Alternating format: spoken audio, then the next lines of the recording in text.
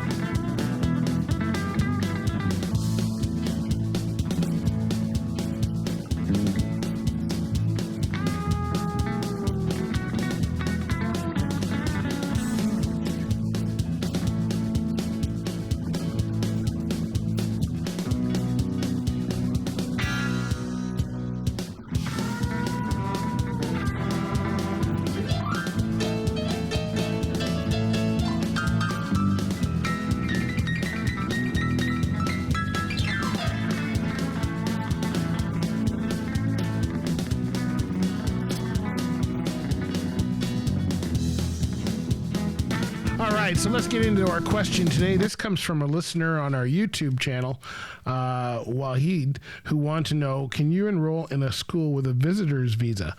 And the question to that is, and this is according to Canada Immigration, that, you can attend a school, you cannot work on a visitor's visa. So if you were planning on attending a school, you can apply for a visitor's visa. You can come and take the training. You'd have to pay for it yourself. You wouldn't be,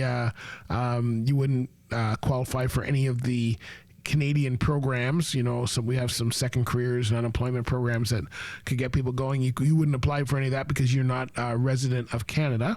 But you could come here, take the training. I've known lots of people who have done that, where they've come from overseas, they've paid for the training themselves, and then they've gone back overseas hoping that because now they have that training, they can get hired. But it doesn't work that easily here. There's a lot of companies that are not sponsoring. It shows great initiative, but if you think coming here and getting the training and then going back home and hoping someone's going to sponsor you because you have North American training, it doesn't work that way. So it's not going to work. Now, as far as being able to work, you cannot work on a visitor's visa. You have to apply for a work permit.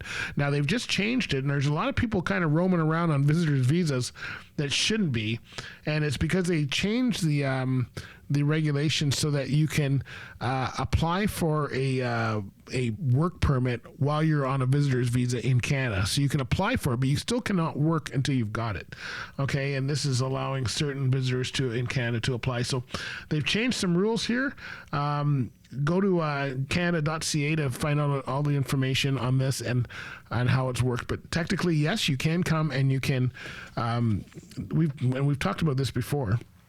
You can come and take training on a visitor's visa, but you cannot work on a visitor's visa. There's a big difference there. All right, so you wouldn't be employable, and a lot of companies are not willing to take the chance on people immigrating down. They want to make sure that they're already in the country. So if you're an immigrant in the country, that's different. You might be able to apply for that, but you want to make sure you check with a proper consulting lawyer. And that's the thing about this. This is Lead Pedal Q&A. This is general information. Please, our disclaimer: check with professional, especially in immigration or accounting or anything like that. Check with an immigration specialist because we're giving you information that's general in nature. You could check canada.ca, their website, but we're just giving you what we know to be true in the industry. There may be certain things particular to your personal information that needs to take care of it. So we're going to leave that with you. Go see a professional immigration lawyer. I would certainly encourage that. But you can, if you want to, pay for the whole thing. I mean, you'd have to come up with $8,000 if you wanted to get a tractor trailer license, and then you still may not be employable. It may help you in your country, but if you're already driving in your country, is that really worth it? We're going to talk about that in another Lead Pedal Q&A as well, as far as experience goes. All right, so hopefully that helps you be a better driver, and hope it kind of gives you a start in the right direction. Wahid, thanks for the question, and we're going to hear from our friends over. Here's the tax specialist you need for sure.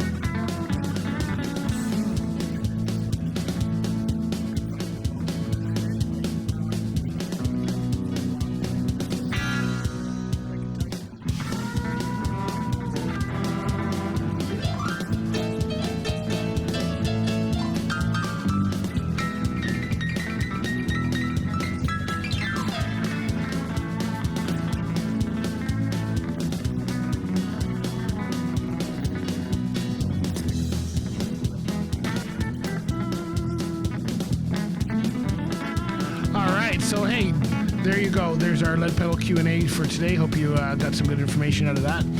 Make sure you follow us. We're on our socials, Instagram, Facebook, Twitter, TikTok, LinkedIn, YouTube, Facebook. You know where to find us. Hey, you want to check out our live shows on Lead Pedal Radio? Go to mixcloud.com/leadpedalradio. Mixcloud.com is the app that we use for Lead Pedal Radio, and you can hear the shows live. You can see us live when we are live, and if the best thing to do is follow us. Press the follow button, and you'll get a notification every time we are live. And you'll also be able to hear replays if you miss it. So there you go. That's a great place to go and check us out. All right, my friends, we'll talk to you later. Be good out there. Don't do anything I wouldn't do, which should leave it way open for all of you. There you go. Be safe. This has been another episode of the Lead Pedal Podcast. For more information or to subscribe to the podcast, visit theleadpedalpodcast.com and be sure to follow the podcast on Facebook and Twitter.